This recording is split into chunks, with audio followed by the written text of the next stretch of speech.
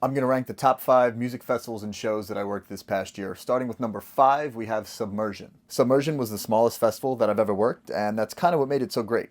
I want to say there were 2,000 people at this campground in New Jersey, and it was a fantastic vibe.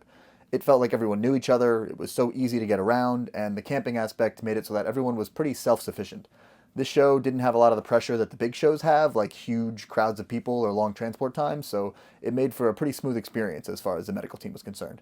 Next up is the One Bite Pizza Festival. This one was pretty self-explanatory. It's an all-you-can-eat pizza festival that features 40 different pizzerias from in and around New York City, and they were very generous to the staff. It was pretty hot that day, so we saw some heat-related stuff, but it was nothing that some shade and electrolytes couldn't handle. But honestly, any issues that we had were shrouded in pizza, so it all worked out fine. The Minnesota Yacht Club Festival is in 3rd place, and this was a pretty big show. The lineup had artists like the Red Hot Chili Peppers, Gwen Stefani, and The Offspring, which is a large part of the reason that this ranks as high as it does. At this particular show, I got to work alongside a couple of you guys who decided to apply for the contract because you saw my content, and that was a pretty cool moment for me. Minnesota is also beautiful in the summer, and I got to swing by the Mall of America. So overall, fantastic trip. Next is a tie between a bunch of different shows that I worked at Brooklyn Mirage this year. If you guys know me, you know that Brooklyn Mirage is one of the places that I work most frequently, and this year's lineup was totally stacked.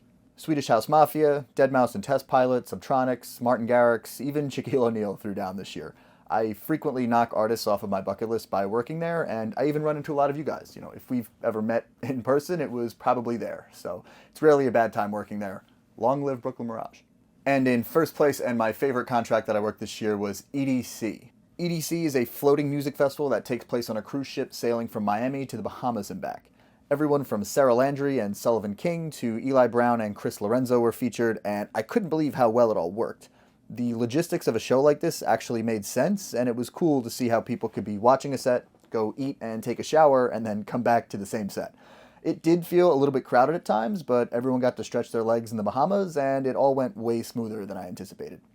It was my first time ever on a cruise ship, and I will definitely be looking forward to working this one again next year. Hopefully I'll see you.